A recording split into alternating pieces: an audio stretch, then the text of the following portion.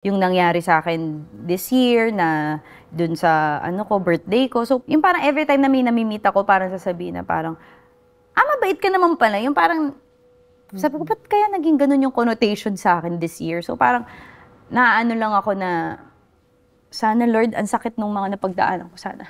Oo. Sobrang sakit. Sana may magandang... Sana may maganda naman balik.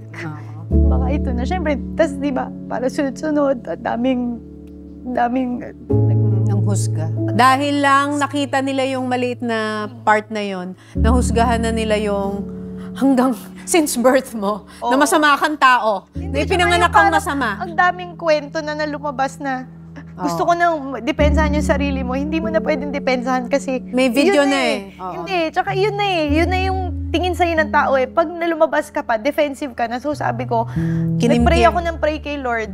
Tapos, kinimkim na lang, kinimkim. Sasabihin lagi ni Lord, tignan mo ate mo, tignan mo ate mo. Quiet lang siya. Wala nga siyang ginawa. Ikaw nga may ginawa. Yung ate mo, quiet lang. So sabi ko, sige, quiet na lang ako. Tapos pag nanonood ako ng mga gospel, this is your season to shut up. The Lord is saying for you to shut up. Yun ang ganun eh. So nung time na yun, sabi ko, okay. Will din ni Lord yun para matuto ako, para mag-mature ako, para siguro meron ako talagang kailangan pagdaanan to become a better person para sa yung sitwasyon na yun. So, di ko rin sinisisi, pero syempre masakit. Tapos naisip ko, ang ate, nung time na nangyari sa'yo yun, binigyan ka ng blessing. Binigay sa'yo si Polly.